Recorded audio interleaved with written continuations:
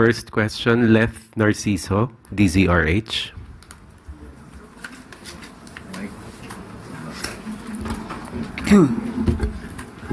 Good morning, Yusek.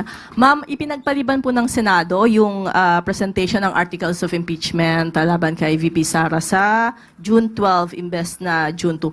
Napag-usapan po ba sa LEDAC meeting kahapon yung tungkol sa impeachment? Hindi po. Wala po nabanggit. Okay.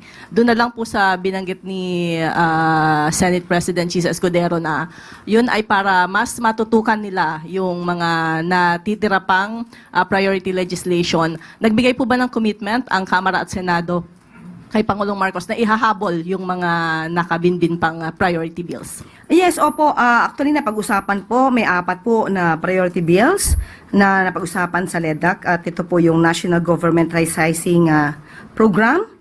Kasama din po yung amendments to the Right-of-Way Act, amendments to the Cooperative Code, at pati po yung proposed National Disease Prevention and Management Authority.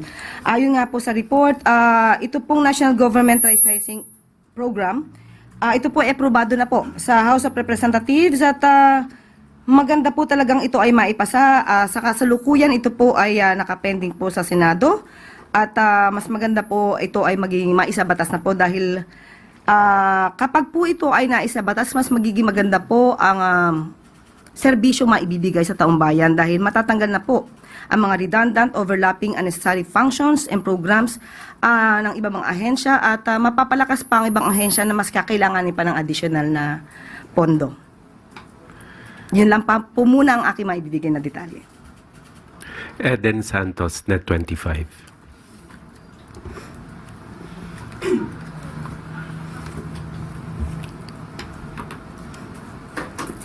Good morning po, Yusek.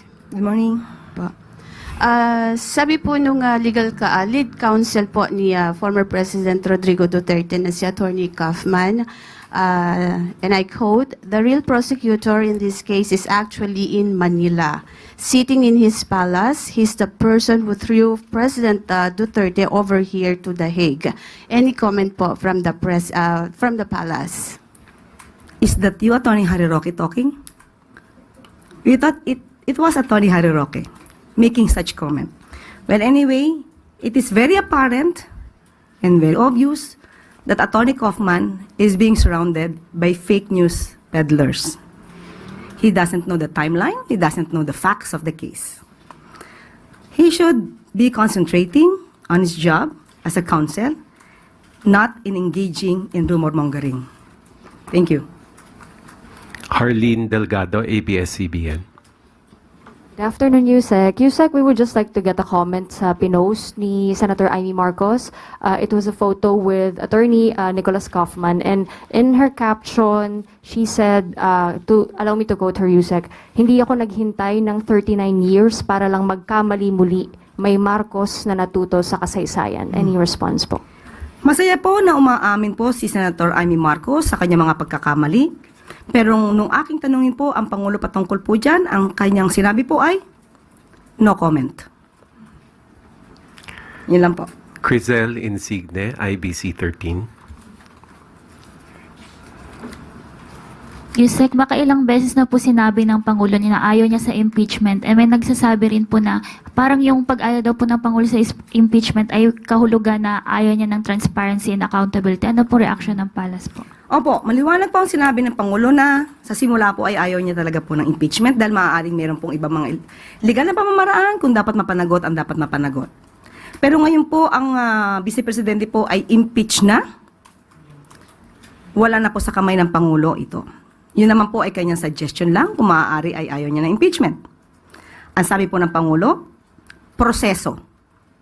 Tandaan po natin, sana po bago mag-analisa sa bawat sasabihin ng Pangulo, ilahat po ang kanyang mga sinasabi. Hindi lamang po sa sinasabi niyang ayaw niya ng impeachment. Tatandaan po natin, sinabi niya, doon sa press con sa Kuala Lumpur, before the Malacanang press corps sa Kuala Lumpur, sinabi po niyang hindi siya tumatakbo sa laban.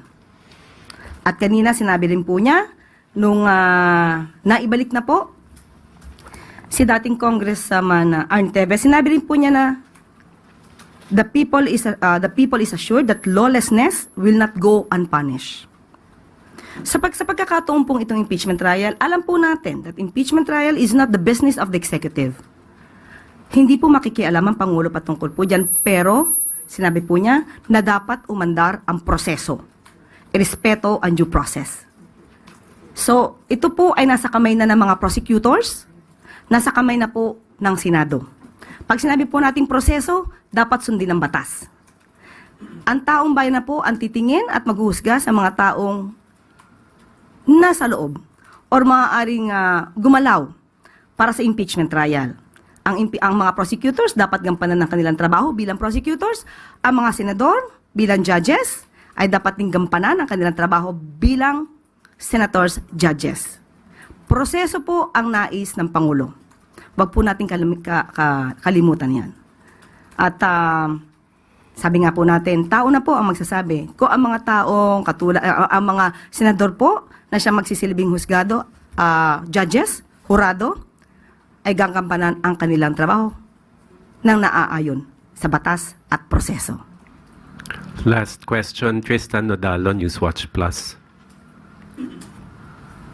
Hi, Yusek. May comment lang po although nag-release na po si Executive Secretary Bersamin ng second wave of mga bagong pangalan and na-retain sa cabinet positions. But for Senator Lacson, sabi niya, the President should do it quickly, yung matapos po yung cabinet performance review because the season for jockeying for position has intensified with the circulation daw po of white papers and floating of names of applicants to fill up the unvacated posts.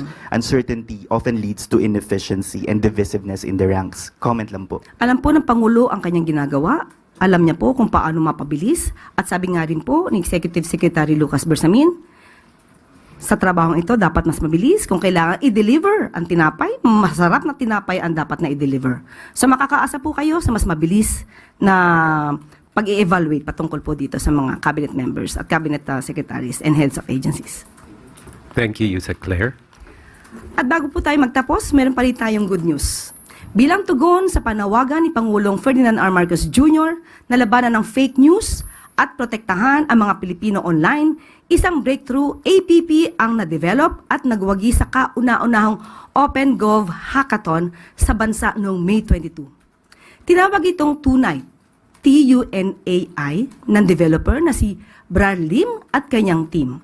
Gumagamit ng artificial intelligence at naka-embed mismo sa Facebook and ang fact-checking tool na ito. Kaya nitong maispatan ang fake news in real time, ma-verify ang facts at ituro ang mga user sa legitimate news sources.